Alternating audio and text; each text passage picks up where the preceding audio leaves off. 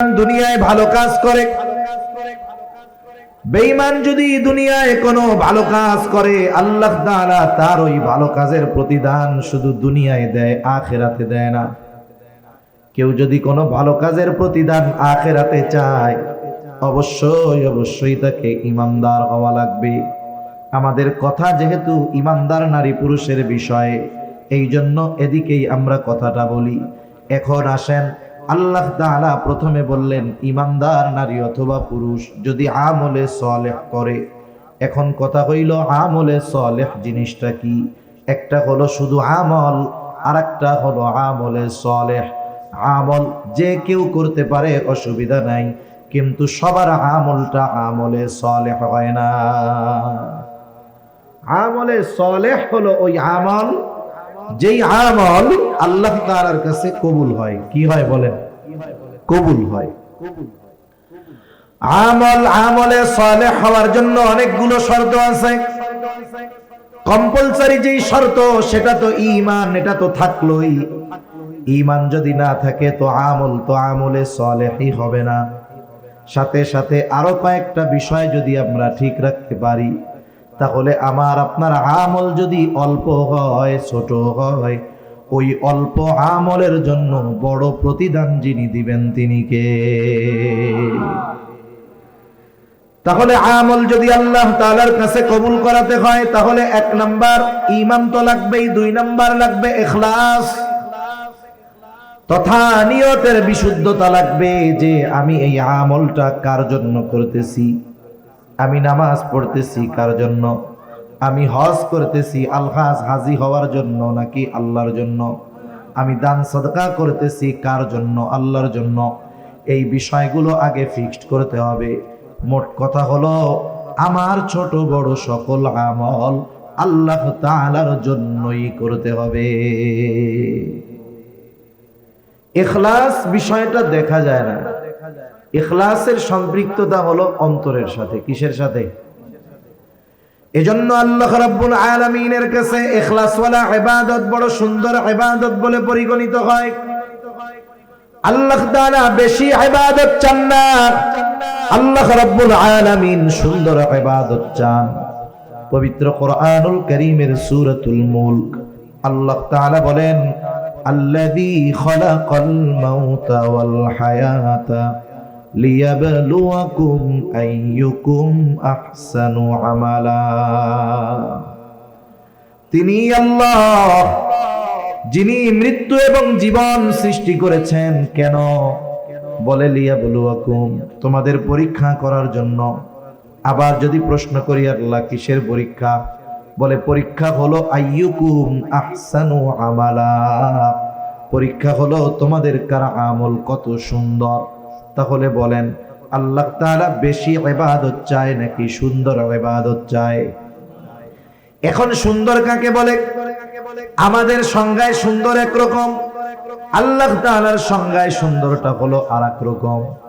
আমরা সুন্দর বলি ওইটাকে যেটা চোখে দেখার পরে আমাদের ভালো লাগে, এটাকে বলি সুন্দর। কিন্তু আল্লাহ তাআলার কাছে সৌন্দর্যের সম্পর্কটা হলো অন্তরের সাথে। যদি আল্লাহ তাআলার কাছে চেহারা সৌন্দর্যের কারণে সুন্দর বলে বিবেচিত হইতো, তাহলে ওই আফ্রিকার মানুষগুলো এরকম দামি মানুষ হতে পারতো না। আল্লাহ তাআলার কাছে আফ্রিকার অনেক কালো মানুষের দাম অনেক। হযরত বেলাল রাদিয়াল্লাহু তাআলা আফ্রিকান লোক, কালো, বলেন তো আল্লাহর কাছে দাম কম না বেশি?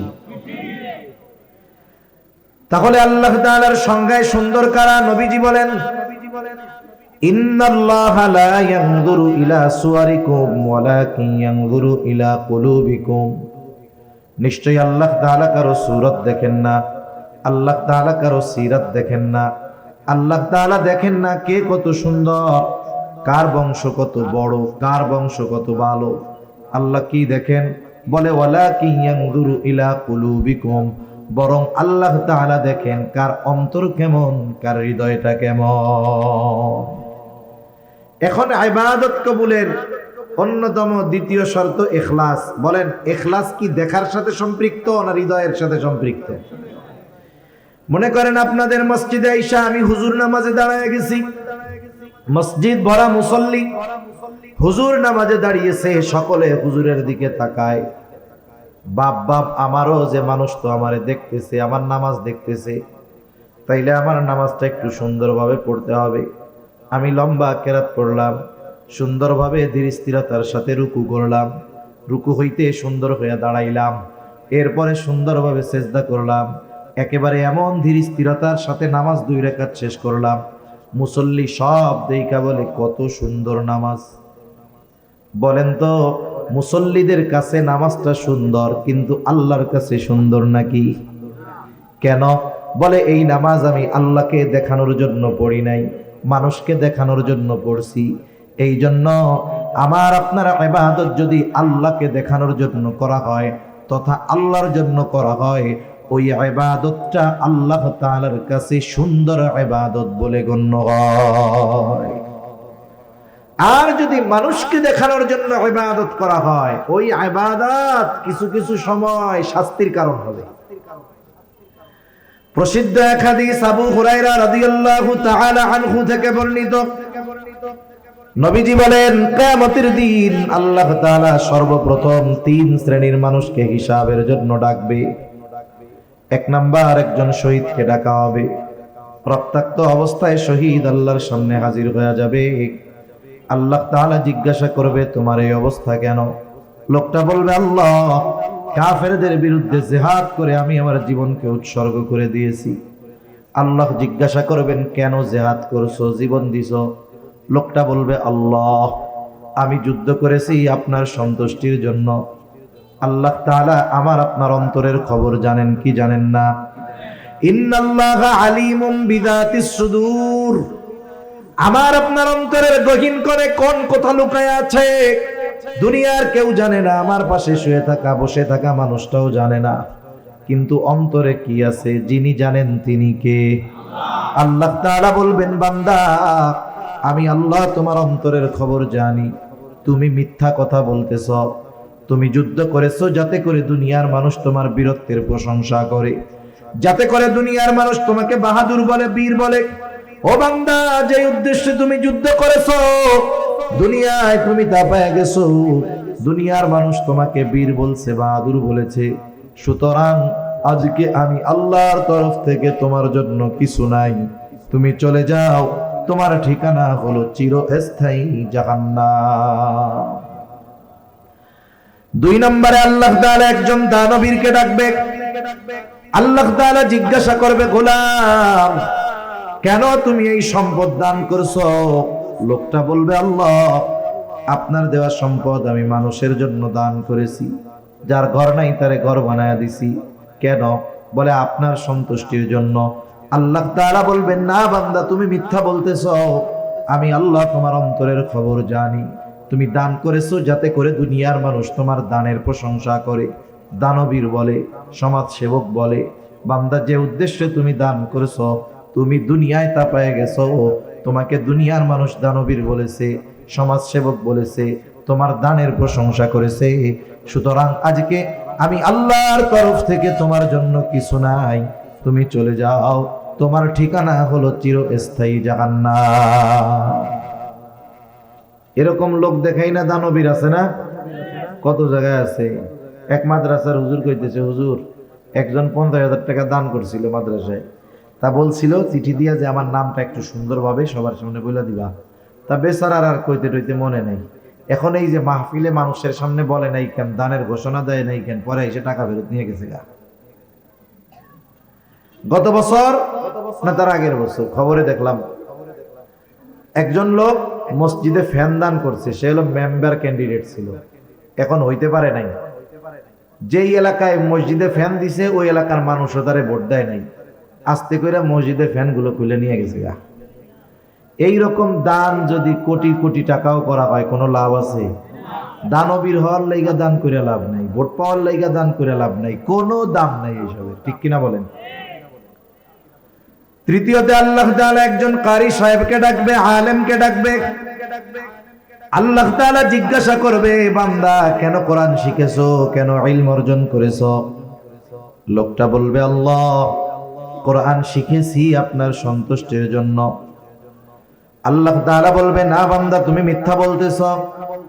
তুমি কোরআন শিখেছো যাতে করে মানুষ তোমার তিলাওয়াতের প্রশংসা করে, তুমি আলেম হয়েছো যাতে মানুষ তোমার আলেম বলে। মানুষের প্রশংসা পাওয়ার জন্য ইলম অর্জন করেছো, কোরআন শিখেছো, যে উদ্দেশ্যে অর্জন করেছো তা দুনিয়ায় তুমি তা পেয়ে গেছো। সুতরাং আজকে আমি আল্লাহর তরফ থেকে তোমার জন্য কিছু নাই, তুমি চলে যাও, তোমার ঠিকানা হলো চিরস্থায়ী জাহান্নাম।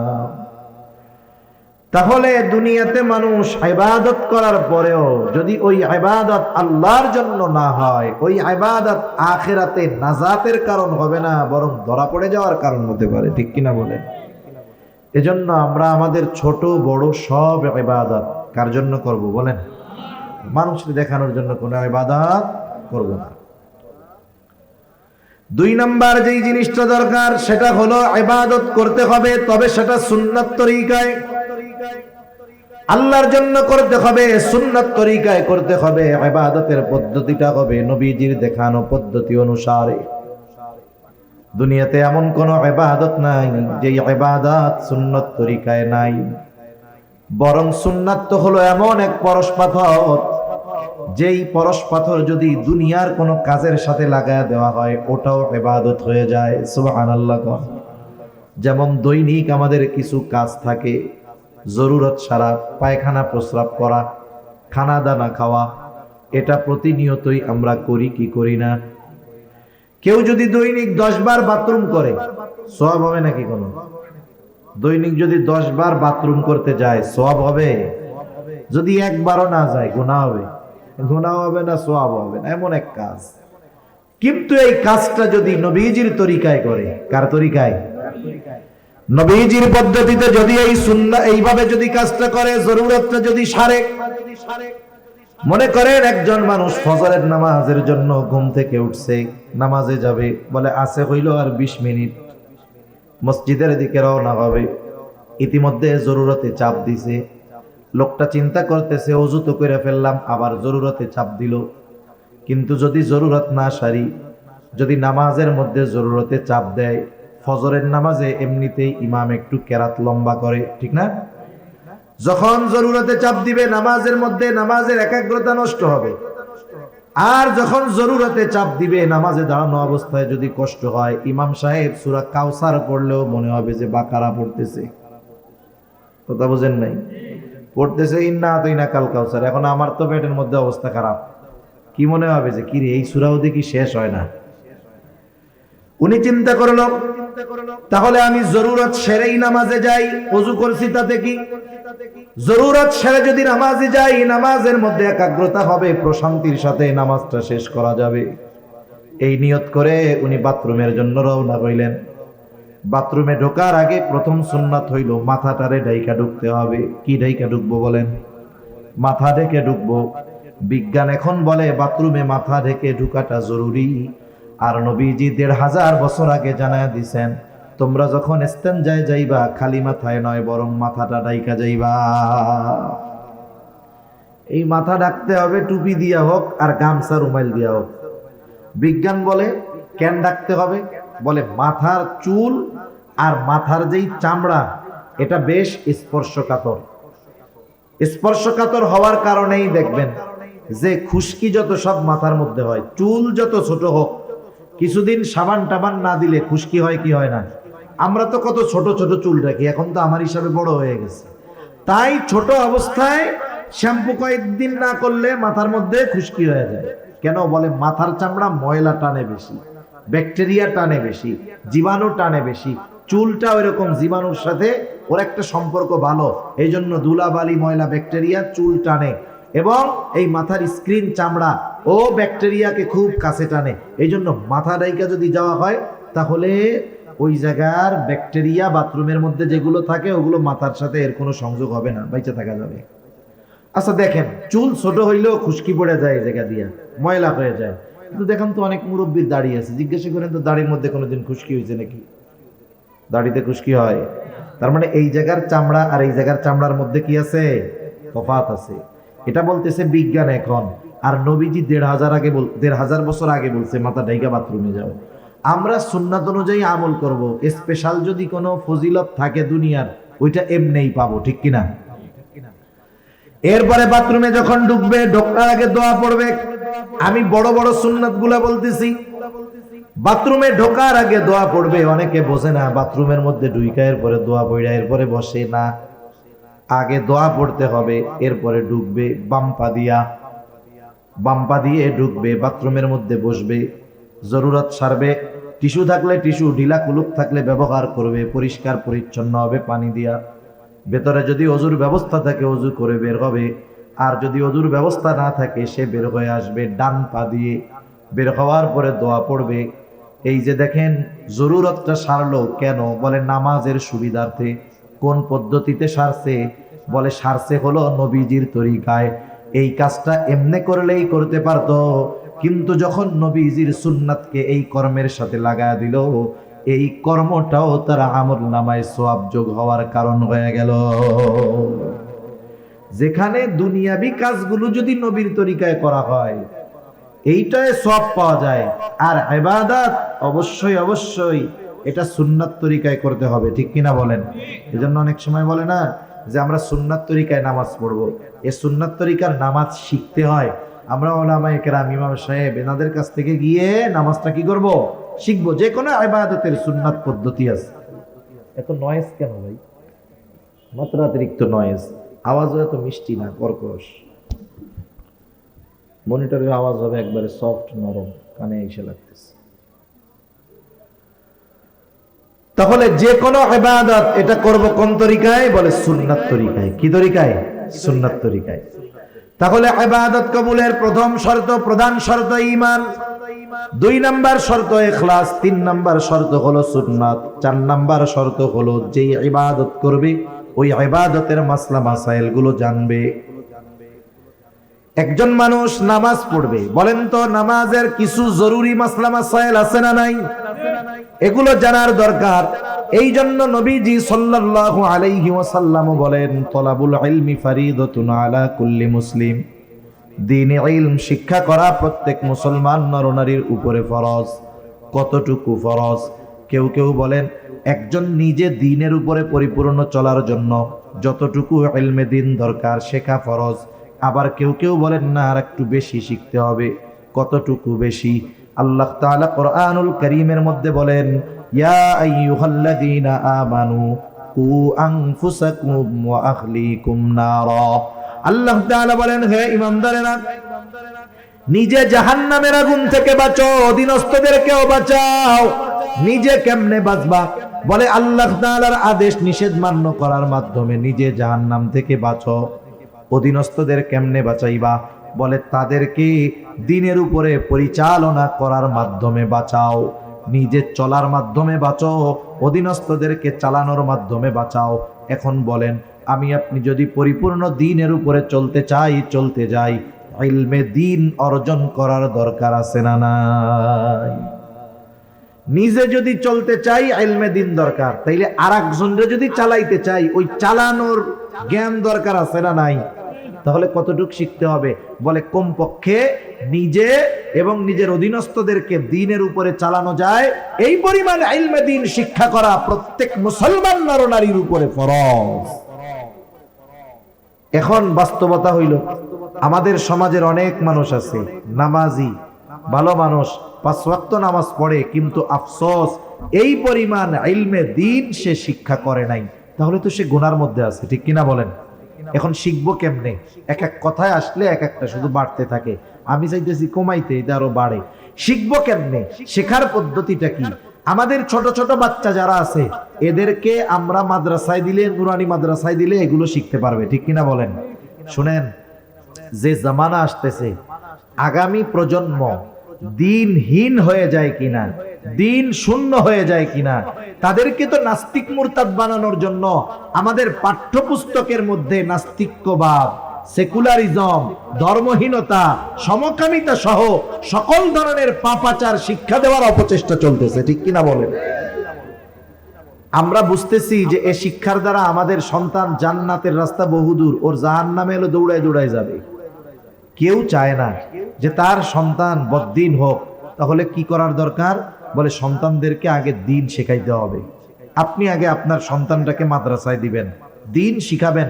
একটা ছেলে যদি নুরানিতে 3, 4, 5, 4 পর্যন্ত পড়ে, আশা করা যায় ওই ছেলেটা জরুরতে দিন তথা দিনের উপরে চলার জন্য যতটুকু জ্ঞান অর্জন করা ফরজ ততটুকু আলহামদুলিল্লাহ সে অর্জন করে ফেলে।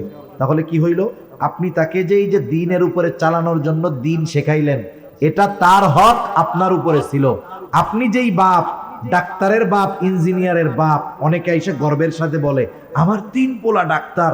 আপনি ডাক্তার বানাইছেন, ঠিক আছে, টাকা কামাইবে, অসুবিধা নাই, কিন্তু এই ডাক্তারকে যদি আপনি ওই পরিমাণ দিন শেখানোর ব্যবস্থা না করেন, ওই ডাক্তার যদি কিয়ামতে জাহান্নামে যায়, আপনি বাপরে আগে জাহান্নামে নেওয়ার ব্যবস্থা সে করবে, ঠিক কিনা বলেন? এজন্য জাগতিক লাইনে যা বানান না কেন সেটা পরের হিসাব, কিন্তু তার ভিত্তিমূলক শিক্ষাটা দ্বীনি শিক্ষায় দেন।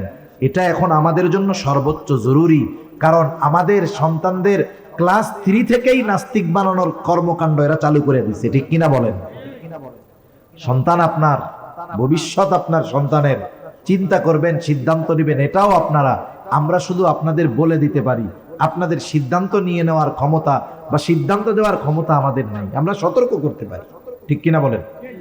তাহলে দ্বীন ইলম ছোট মানুষদের তো শিক্ষা করবে। এখন আমরা বুড়া মুরব্বী, আমরা কোত্থেকে শিখবো? আপনারা আপনাদের মসজিদের ইমাম সাহেবের সাথে বলেন যে হুজুর, দ্বীন ইলম শিক্ষা করা তো প্রত্যেক মুসলমানের উপরে ফরজ। কোন বিষয়গুলো বা কতটুকু শিক্ষা করা ফরজ আমরা তো জানি না।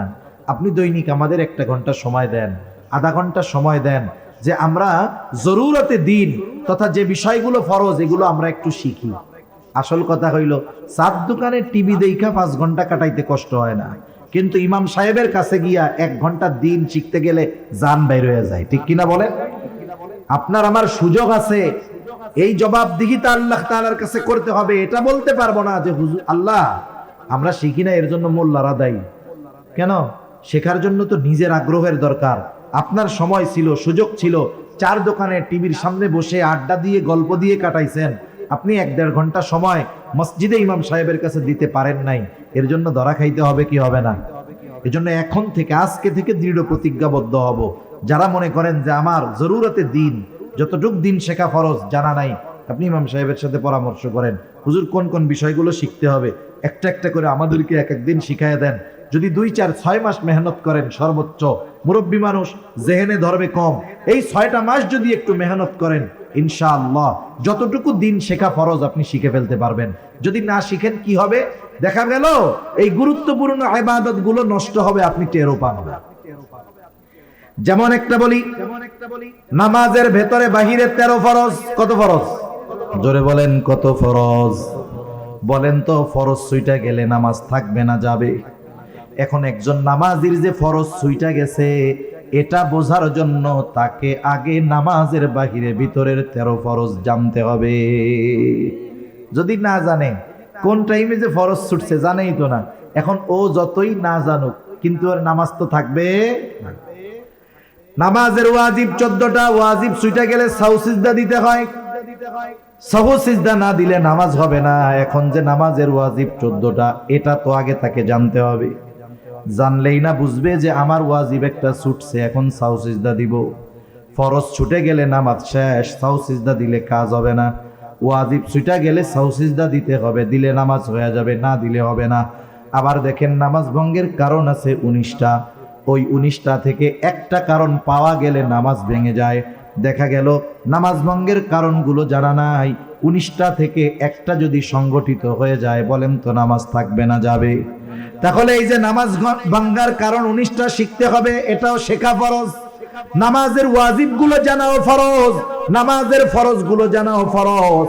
আবার বলেন তো ওযু ভঙ্গের কারণ কয়টা? বলে 7টা। এই 7টা থেকে একটা কারণ যদি পাওয়া যায়, নামাজ থাকবে না যাবে? বলেন তো। 2 জন নামাজ পড়তেছে পাশাপাশি, এখন একজন নামাজ শেষ হওয়ার আগে 2টা সাহু সিজদা দিয়া আবার নামাজ যথারীতি শেষ করেছে। পাশের জন জিজ্ঞাসা করে, বাইরে তুই যে সাহু সিজদা দিলি কারণটা কি? বলে কারণ হইল আমার একটু হদস হয়ে গেছে, মানে একটু বায়ু বের হয়ে গেছে। কি হইছে? বাতাস বের হইছে আর কি। এখন বলেন তো, বাতাস বের হইলে কি ওযু থাকবে? ওযু যদি না থাকে, নামাজ থাকবে? ও সাহু সিজদা 2 টাকা 200 দিলে কি ওর নামাজ হবে নাকি? দেখেন একটার সাথে একটা কানেক্টেড। যেমন নামাজের বাহিরে ভিতরে 13 ফরজের প্রথম ফরজ কি বলে? শরীর পাক, কাপড় পাক। প্রথম শরীর পাক, তারপরে কি? কাপড় পাক। এখন একজন গোসল তার ফরজ, এখন গোসল ফরজ হয়েছে, শরীর পাক বানাইতে হবে না? শরীর পাক কেমনে হবে? বলে গোসলের ফরজ যেগুলো আছে এগুলো জেনে গোসল করতে হবে, এরপরে তার দৈহিক পবিত্রতা অর্জন হবে, ঠিক কিনা বলেন? এখন এতে গোসলের ফরজই জানে না, কাজ হবে? শরীর পাক হবে? হবে না। এরপরে মনে করেন কাপড় পাক, কাপড় পাক হইতে হবে। এখন মনে করেন কাপড়ের উপর একটা নাপাকি পড়ছে, এখন এই নাপাকি পড়লে কতটুক নাপাক থাকলে নামাজ হয়ে যাবে, কতটুক থাকলে হবে না, এটা তার জানার দরকার আছে না নাই? এখন মনে করেন একটা পোলা পাইনের 1 ফোঁটা মুত পড়ছে, কি পড়ছে? প্রস্রাব পড়ছে।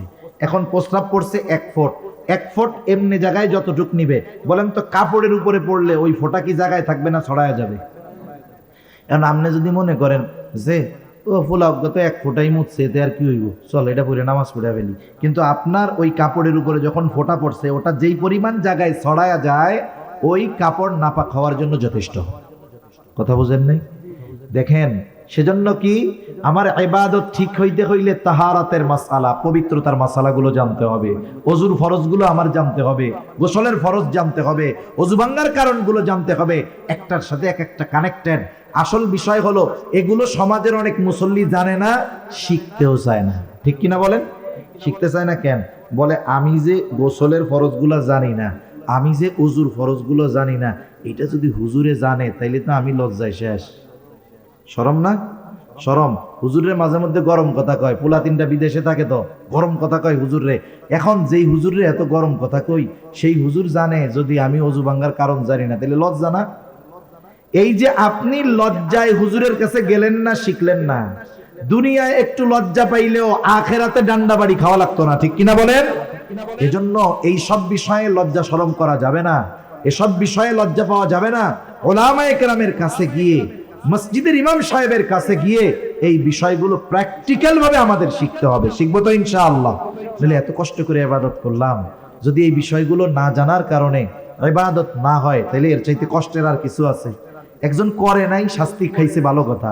আপনি কইরা কবুল হয় নাই, শাস্তি খাইলেন, তাহলে কষ্ট বেশি লাগবে কি লাগবে না? আমি আপনি জানি না জানি, যদি ফরজ ছুটে যায় নামাজ শেষ।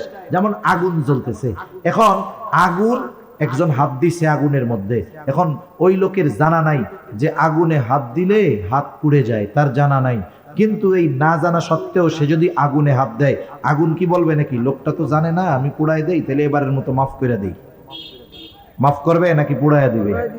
আগুনের পোড়ানো কত কঠিন। আপনি আমি মাসালা জানি না, নামাজ পড়তে দাঁড়াইছি, এ ব্যর্থতা আমার, এ ব্যর্থতা আপনার। উচিত ছিল তো ইবাদতটা করার আগে ইবাদতটা যথাযথভাবে শিখে নেওয়া, ঠিক কিনা? আগে ছিল, আমরা যখন ছোটবেলায় মক্তবে পড়ছি, নামাজ দেখছি হায়াতে, যে আমাদেরকে আমাদের মা বাবা ফজরের নামাজের জন্য ডাকতো না। ডাকতো না কেন? বয়স তো 5 বছর, নামাজ ফরজ হয়েছে নিয়মও, কিন্তু 5 বছর 6 বছরে মক্তবে না গেলে খবর ছিল। তার মানে আমরা ওই সময় গিয়ে মক্তবে গিয়ে ইবাদত করার পদ্ধতি শিখছি। যখন একটু বড় হয়েছি, ওই যে 7 বছর 8 বছর বয়স হয়েছে, নামাজ তো শিখে গেছি, এখন ফজরের সময় না উঠলি পিটানি। তার মানে আগে শেখার জন্য পিটাইছে, যে আগে শিখবে এরপরেই না পড়বে। যখন শিখে গেছি এরপরে পড়ার জন্য চাপ দিছে। তাহলে বলেন, নামাজ পড়ার আগে নামাজের মাসলা মাসাইল গুলো জানা জরুরি না? তাহলে দেখেন তো আমরা কত মানুষ আছি যে আমাদের এই ইলমগুলো জানা নাই। সেজন্য আমার অনুরোধ, রোজা আসতেছে, রোজা ভাঙ্গার কারণও জানার দরকার, রোজার ফরজগুলো জানা দরকার। আমরা আমাদের ইমাম সাহেব উলামায়ে কেরামের কাছে শিখে পরামর্শ করে শিখবো তো ইনশাআল্লাহ। একটু একটু করে দৈনিক শিখলে বছর শেষে দেখবেন অনেক শেখা হয়ে গেছে। সেজন্য অনুরোধ করব, এই দুনিয়ার লজ্জার চিন্তা বাদ দিয়া আখেরাতে ডান্ডা পিটানির কথা চিন্তা করেন, তাইলে এই লজ্জা আর লজ্জা মনে হবে না। তাহলে ইবাদত কবুলের প্রথম প্রধান গুরুত্বপূর্ণ কম্পালসারি শর্ত হলো ঈমান, 2 নাম্বার ইখলাস, 3 নাম্বার সুন্নাত, 4 নাম্বার যে ইবাদত করবে অবশ্যই ওই ইবাদতের ব্যাপারে পূর্ণ ইলম অর্জন করতে হবে। 5 নাম্বার তার খাবারটা হতে হবে হালাল খাবার। কি খাবার? জোরে বলেন। উপার্জনটাও হালাল হতে হবে, খাবারটাও হালাল হতে হবে। অনেক মানুষ আছে খাবার হালালের ব্যাপারে খুব সচেষ্ট সতর্ক, কিন্তু উপার্জনের ব্যাপারে কোনো টেনশন নাই। যা পায়, ওই যে ছোটবেলায় কবিতা পড়ছি, পুঁটি মাছ পাই না, একটা যদি পাই অমনি দইরা গাপুস গুপুস খাই। এই গাপুস গুপুস করে খাওয়া লোক আছে না নাই? জাজ বিচার নাই কোনো, এটা হালাল না হারাম দেখে না, পয়সা পাইছে আর পকেটে ভরে, আছে না নাই কন্যা? অথচ হালাল উপার্জন করা, হালাল খাবারের নিয়তে হালাল কর্ম করা, হালাল উপার্জন করা, এটা ইবাদত। নবীজি সাল্লাল্লাহু আলাইহি ওয়াসাল্লাম বলেন, কাসবুল হালালি ফরিদাতুম বাদাল ফরিদা, ফরজ ইবাদতের পরে অন্যতম ফরজ ইবাদত হলো হালাল উপার্জন করা। কোন ব্যক্তি যদি হালাল উপার্জনের নিয়তে হালাল কর্ম করে, আর যদি ফরজ ইবাদত গুলো যথাযথভাবে করে, এই ব্যক্তি যখন হালাল খাওয়ার নিয়তে, হালাল উপার্জনের নিয়তে হালাল কর্ম করে, তার ওই হালাল কর্মটাও তার আমলনামায় ইবাদত হিসাবে যোগ হয়ে যায়। সেজন্য যারা হালাল কর্ম করে, কর্ম ছোট হইলেও লজ্জা পাওয়ার কোনো কারণ নেই। একজন অটো চালায়, সিএনজি চালায়, অন্যের জমিনে কামলা দেয়, সে যদি এই পরিশ্রমটা, এই হালাল কর্মটা হালাল রুজির জন্য করে, হালাল উপার্জনের নিয়তে করে এই হালাল কাজ, তাহলে এটা তার কি হবে বলেন? ইবাদত হবে। কিন্তু আফসোস, আমাদের দেশের মানুষ কেউ যদি সুযোগ পায় হারাম উপার্জনের, ওই হারামের নাম পাল্টাইয়া ওরা খাওয়া শুরু করে। যেমন সমাজে অনেক চাকরি আছে, ওই চাকরি হইলে কয় আলহামদুলিল্লাহ, আমার আর বেতনের টাকায় হাত দেওয়া লাগবে না। নাউজুবিল্লাহ। কেন বেতনের টাকায় হাত দেওয়া লাগবে না কেন? কয় বকশিস টকশিস যা পামো তাতেই তো কাম সারা। সরকারি চাকরি করে বকশিস, এটা ঘুষের নাম দিছে, ঘুষের কয়েকটা নাম আছে, একটা দিছে বকশিস, চা পানের টাকা, স্পিড মানি। এখন আবার কতক লোক এই ঘুষের টাকারে হাদিয়ার নাম দিয়া চালায়। নাউজুবিল্লাহ বলেন। হাদিয়ার ব্যাপারে নবীজি বলেন, হাদিয়া আদান প্রদানে মহব্বত বাড়ে, এটা দেওয়া সুন্নত, নেওয়া সুন্নত। আর এই ঘুষ রে বানাইছে হাদিয়া। নাউজুবিল্লাহ বলেন। বলে কিছু হাদিয়া দিয়েন, কামটা কইরা দিব না। কোন জায়গায় কি জিনিস ব্যবহার করতে হয় বুঝে না। এটার নাম দিছে স্পিড মানি। আপনি সরকারি অফিসে যাবেন, দেখবেন কামের গতি নাই, যেই টাকা দিবেন বলে ওই টাকায় গতি বেড়ে যায়, এই জন্য এটার নাম কি? স্পিড মানি। নাউজুবিল্লাহ। এই যে টাকাগুলো খাইতেছে, এখন ঘুষ মনে করে খায় না, ও উল্টা মনে করে ওইটা মনে হয় ওর পাওনাটা হক। ঘুষ খায় কি মনে করে? কর না, হক মনে করে। আল্লাহ ওদের হেদায়েত দান করুক, সকলে বলি আমিন। আর রাশি ওয়াল মুরতাশি ওয়ার রায়েশ, ঘুষখোর, ঘুষ দাতা, ঘুষ গ্রহিতা, ঘুষ দাতা, ঘুষ গ্রহিতা, মধ্যস্থতাকারী, এই তিনজনই সমান অপরাধী। তিনজনই কি বলেন না? সমান অপরাধী। বান্দার হক নষ্ট করে এরা। সেজন্য অনেকে উপার্জনের ক্ষেত্রে হালাল না হারাম যাচাই করে না। সেজন্য আমরা সমাজে দেখি অনেক নামাজি মানুষ ঘুষ খায়, কিন্তু নাম পাল্টায় খায়, মনে করে ওর জন্য বৈধ। এখন বলেন তো, ঘুষ খাওয়া নিঃসন্দেহে হারাম, কেউ যদি এটাকে হালাল মনে করে খায়, তার ঈমান থাকবে নাকি চলে যাবে? সেজন্য সাবধান, আমাদের উপার্জনটা আমরা হালাল করব। আবার দেখেন, অনেকে কর্ম করে হারাম, কিন্তু উপার্জন পরিশ্রমের উপার্জন। একজন এক জায়গায় কাজ করে, এক রেস্টুরেন্টে কাজ করে, কথার কথা, ওই জায়গায় তাকে শুধু মানুষকে পানি দিতে হয় না, লাল পানিও দেওয়া লাগে। লাল পানি চিনেন তো? মদ পরিবেশন করতে হয়, এর বিনিময়ে মাস শেষে সে বেতন পায়। এখন নবীজি বলতেছেন, যারা মদের সাথে সম্পৃক্ত 10 শ্রেণীর মানুষ, এরা সব আল্লাহর লানত প্রাপ্ত। এর মধ্যে এক শ্রেণীর মানুষ কারা করে? বলে যে মদ পরিবেশন করে। এখন বলেন, যে ওই রেস্টুরেন্টে চাকরি করে, যেখানে মদ দেওয়া লাগে মানুষরে, তার এই কর্মটা হালাল না হারাম? তাহলে তার কর্ম হালাল হতে হবে, উপার্জনও হালাল হতে হবে। অনেকের কর্ম হালাল, কিন্তু উপার্জনের মাধ্যমটাকে বানায় ফেলছে সে হারাম। সে বেতন পাইতো কর্মের কারণে, ঠিক আছে, অসুবিধা নেই, কিন্তু ওই যে আলাদা ইনকাম করা শুরু করছে, ওইটা কি হইলো বলেন? হারাম। তাহলে শর্ত দুইটা, কর্ম হালাল, বিনিময়টাও কি হইতে হবে? হালাল। এই হালাল উপার্জনের নিয়তে যে হালাল কর্ম করবে, তাহলে এই কর্মটাও তার আমল নামায় ইবাদত বলে যোগ হবে। সুবহানাল্লাহ বলে। এরপরে খাবারটা হতে হবে হালাল। যে কথা বলতেছিলাম, যে অনেকে উপার্জনের ক্ষেত্রে কোনো টেনশন নাই, যা পাইছে তাই নাই, কিন্তু খাবার হালালের ব্যাপারে সচেষ্ট সতর্ক থাকে। বাজারে গিয়া গোশত কেনার আগে কসাইরে জিজ্ঞাসা করে, বিসমিল্লাহ কইয়া গরু জবাই দিছস? মানে আল্লাহর নাম কইয়া কি গরু জবাই দিছিলি? যদি আল্লাহর নাম সাইডা ইচ্ছা কইরা বাদ দিয়ে আল্লাহর নাম বাদ দিয়ে গরু জবাই দেয়, ওই গরুর গোশত তো আর হালাল থাকবে না। থাকবে? কত সচেষ্ট। পকেটের মধ্যে টাকা পয়সা ঠিকই, ঘুষের দোকানে যায় কসাইরে জিজ্ঞাসা করে যে বিসমিল্লাহ কইয়া গরু জবাই দিছিলি নাকি? এরকম লোক আমাদের সমাজে আছে। কসাইও তো চালাক কম না। কসাই কি বলে? বলে এই ভুল আমি করি না, নামাজ কালাম পড়ি না, এটা আমার পাপ, আল্লাহ চাইলে মাফ করে দিবে। ইচ্ছা করে যদি বিসমিল্লাহ বাদ দিয়া গরু জবাই দেই, এই গরুর গোশত হালাল থাকবে না, যারাই খাবে সবাইরে হারাম খাওয়ানো হবে, আমার কবিরা গুনাহ হবে, বান্দার হক নষ্ট হবে। এত হিসাব দিতে রাজি নাই, এই জন্য গরু জবাই দেওয়ার সময় বিসমিল্লাহ কইতে ভুলি নাই আমি। এবার খুশির ঠেলায় বলে রমজান মাস চলে আসছে তো, বাংলাদেশ যা 800 টাকা গরুর কেজি, কয়দিন পরে 2000-1000 টাকা হয়ে যায় কিনা ঠিক নাই, তাহলে দে রোজার মাসে সেহরির খাওয়ানি গরুর গোশত দে 10 কেজি দে আমাকে। এখন বলেন, সুন্দর মতো হালাল গরুর গোশত কেনার সময় পকেট থেকে টাকা দিছে, এটা কি? জোরে বলেন, এটা কি? আরে হারাম টাকা দিয়ে হালাল কিনলো, সে তো হারামের মতোই, ঠিক কিনা বলেন? এজন্য আমাদের উপার্জনটাও হালাল হতে হবে, খাবারটাও হালালই হওয়া লাগবে। এখন যাদের খাবার উপার্জন হারাম, হারামের সাথে যারা তাদের নিজের জীবনটাকে জড়ায় ফেলছে, এদের বড় বড় কয়েকটা ক্ষতি। 1 নাম্বার ক্ষতি, যে হারাম খায় তার দোয়া আল্লাহ তাআলা কবুল করে না। এই যে দোয়া কবুলের ঘোষণা আল্লাহ তাআলার পক্ষ থেকে যেই সময়গুলোতে আছে, এই যে লাইলাতুল নিসফে মিন শাবান গেছে, প্রতিদিন মধ্যরাতের পর থেকে নিয়ে সুবহে সাদিক পর্যন্ত আল্লাহর যেই ক্ষমার ঘোষণা আছে, রোজার মাসে স্পেশাল শবে কদর, এই ফজিলতের মাস, সময় ক্ষমার ঘোষণা আছে। বাইতুল্লাহ গেছে, দোয়া কবুলের কত স্থান আছে, যেই জায়গাগুলোয় গেলে আল্লাহ দোয়া কবুল করে। কিন্তু ওই হারামখোর যে, সে যতই বিনয়ের সাথে দোয়া কবুলের সময়, দোয়া কবুলের স্থানে গিয়েও যদি দোয়া করে, এই হারামখোরের দোয়া আল্লাহ কবুল করবে। তাহলে 1 নাম্বার ক্ষতি, দোয়া কবুল হবে না। 2 নাম্বার যেই ক্ষতি, আল্লাহর নবী বলেন, লা ইয়াদখুলুল জান্নাতা জাসাদুন গুযিয়া বিল হারাম, হারাম ভক্ষণকারীর শরীর জান্নাতে প্রবেশ করবে না।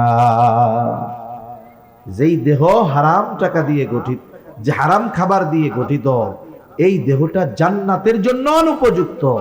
একটু চিন্তা করে দেখেন তো, দুনিয়ার সামান্য সুখ স্বাচ্ছন্দ্যের কথা চিন্তা করে, দুনিয়া একটু ভালো পড়ার লোভে, একটু ভালো খাবার আশা করে যারা উপার্জনকে হারাম বানিয়েছেন, খাবারকে হারাম খাবার দ্বারা দেহ গঠন করতেছেন, এই মানুষগুলার শরীরকে আল্লাহ তাআলা, আল্লাহর নবী জানিয়ে দিয়েছেন জান্নাতের জন্য এগুলো অনুপযুক্ত বলে ঘোষণা করা হয়েছে।